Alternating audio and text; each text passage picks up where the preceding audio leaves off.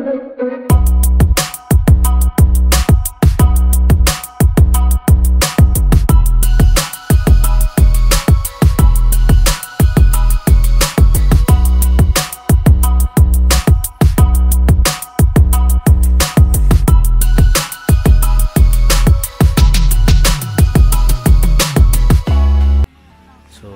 po, ang magandang hapon po sa inyong lahat, mga ma'am, mga sir, mga boss. So welcome again po sa JLat Vlog. So for this episode po natin, andito pa rin po tayo sa bayan po ng Umingan, Pangasinan, at meron pa rin po tayong titignan na property po dito. Ito naman po ay residential farm lot po ito. At ito po ay meron po sukat na 2.1, ganun. Mga 2.2. Sabihin natin mga 2 hectare more or less na lang. Ayun po, mga 2 hectare more or less po ito.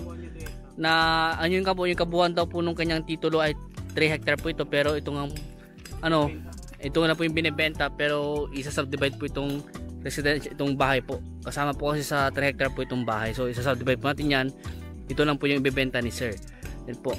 So ang layo nga po lang sa Cemented Road, sa Barangay Cemented Road, mga 20 meters na ito, mga 30 meters lang po ang layo po niya sa Cemented Road po. Ayan po yung Cemented Road. Andyan na po yung power line, internet connection, dyan lang po. Yun na po yung way na papunta po sa town proper, sa highway. Sa town proper po siguro, estimate ko mga mga 5 kilometers po siguro, estimate lang po. Tapos sa highway, siguro mga 2 to 3 kilometers po siguro. Yan, estimate lang po yung mga yun. So, ito na po, punta natin itong property. At ito po, 2 hectare po ito more or less. Tapos ang presyo po ng property ay 4 million po siya, 4 na million. At ito nga po ay kailangan nating i-subdivide, relocation subdivide, para matanggal po itong portion na ito. Ayan. So ito na po yung property. Ayan. Sa kabila po niya ay may bakod na yung property po na yan. Sa kabila ay nabenta po namin sa isang kliyente po namin. At yan po, nabakuran na po yan. Kami na po nabakod po dyan. Tapos ito na po yung binebenta. May bakod na rin po dito sa harap. Ito po yung bakod niya, hagwar. Tapos yung poste po niya ay kawayan. At nakaalong ano po siya, ito, Barangay Road. Yan, Barangay Road po siya. Yan nga po, mga ilang metro lang. Kaya pag ano po sa Barangay Cemented Road, ganito ka ng konti. Dito na yung property. Kaya hindi po siya mahirap puntahan. Kahit nga po sedan, kotse, makakapasok po dito sa property. So 2 hectare more or less po ito. Ang presyo po ng property 4 na milyon. At yun nga po yung boundary dito po, yung ano na yan, yung kanyang nung nabakuran na to. So ang sabi naman po, inestimate po namin kasi sa Google Earth po ito kung ilan yung sukat nito, nasa mga 2 hectare po daw. Pero kung sakaling kung ano man po yung lumabas po doon sa relocation survey po niya, yun pa rin po daw po yung binebenta kung yun nga po, 2 hectare more or less. Kung ano po yung makuhang sukat, yun po yung binebenta po ni seller sa alagang 4M po na presyo po niya. Sagot naman po ni seller yung kanyang 5% yung kanyang capital gain tax, at yung relocation, pag-usapan nyo na po sa subdivision, pag-usapan nyo na lang po ni seller. Ayan, ini-explain po namin sa kanila kanina, yung about obligation po ay mas maganda po daw mapag-usapan nyo na lang po ng personal. Andyan na po sila sir, dyan lang po. Kasama po namin yung nakaputi po kanina na sila po yung nagbebenta pa sa property na ito. So dito nga po sa harap, mga kabahayan na po, and then dito sa side, kabahayan na rin po siya. At ang frontage siguro boss, ilan yung frontage niya? Nasa mga mahigit 50 siguro, no? 50 meters to mahigit yung kanyang frontage. At yun nga po, may isang fish pan po ito. Ayan po yung fish pan. Ito po yung fish pan po niya. Malalim po yung fish pan niya. Kasama po yung kawayan. At ito nga po, yung ibang portion po ay bukirin na po siya. Siguro itong bukirin po niya siguro nasa mga 1.8 hectare siguro to. Sabihin natin mga 1.10 hectare po siguro itong bukirin po niya. At umaani po yan ng mga estimate po namin, siguro mga 200 boss. O kulang-kulang 200 na kaban. Oh, sabihin natin mga kulang-kulang 200 o 200 more or less na kaban na lang. Ayan. So hanggang dun po yan sa bandaron po. At yung drone video na lang po magpapahatid po sa inyo sa ibang portion po ng property. So pero try pa rin po namin puntahan yung ibang portion, baka sakaling ano po, kasi medyo ano po, masukal yung ibang portion po ng ano property. So ayan, boss, tara boss, sama mo ako. Ha? Saan tayo dadaan? May bawod naman doon, dito makadaan doon. Ayan. Ha? Saan tayo dadaan? May bawod dyan, boss. May bakod. May bakod dyan, boss. Ibayin natin. Wag yun. Bad yan, bad. Hindi tayo ganun. Ayan. May bakod din dyan, boss. Sa side. Yun, sa side ng... Ayun, side doon. Hindi, doon, meron dyan. Gagawa tayo ng parahan. Lahat ng bagay. Lahat ng bagay na ano, may parahan yan, boss. Ayan po.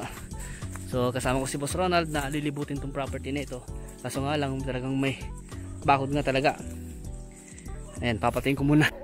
So ayan po, ipagpapatuloy ko yung pagkuha po ng video sa property na ito. Ulitin ko po, ito po ay 2 hectare po ito more or less. At ang presyo po ng property ay 4 na milyon.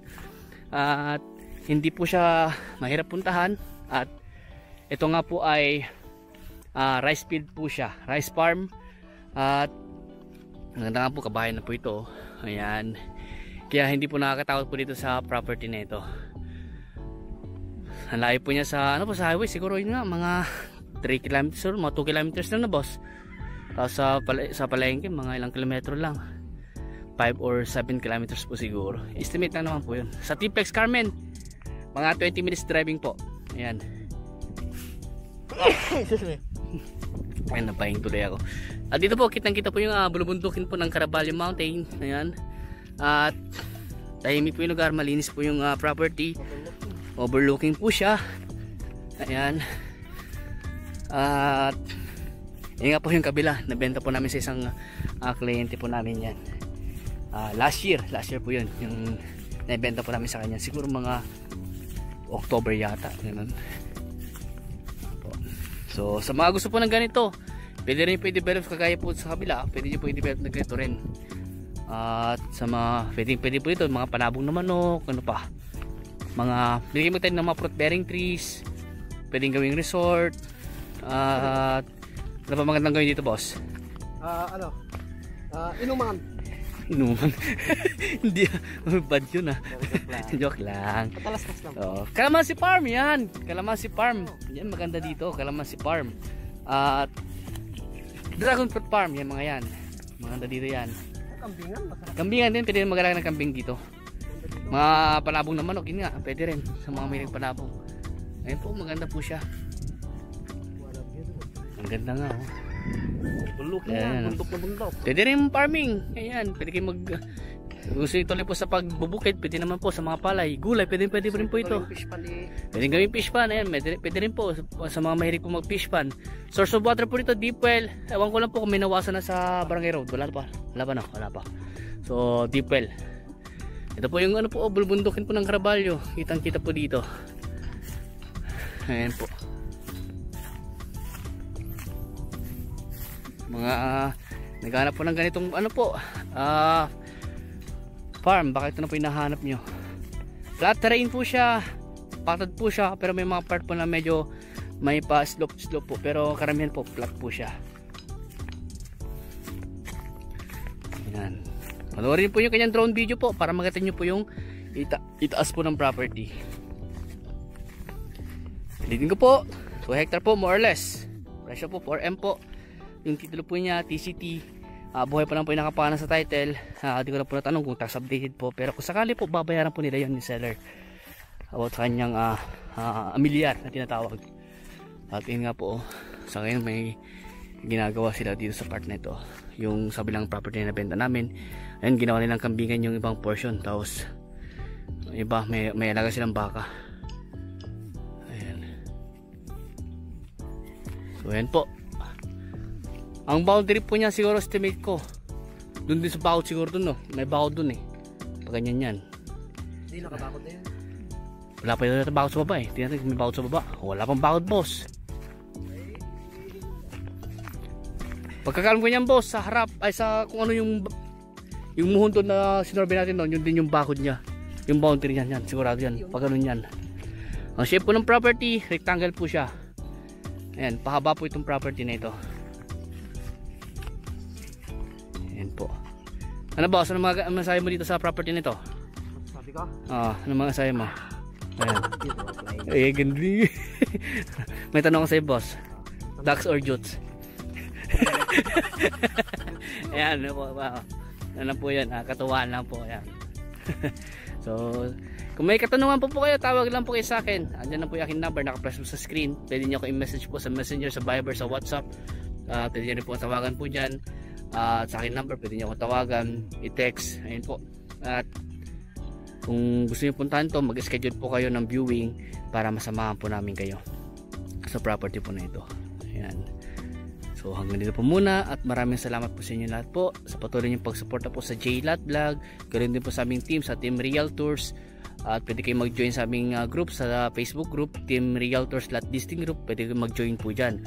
Nasa aking description po yung link ng aming team, link po ng aking Facebook, at ibang link pa po ng aking mga social media account po. Ayan. So hanggang dito po muna at maraming salamat po sa inyo lahat at God bless po.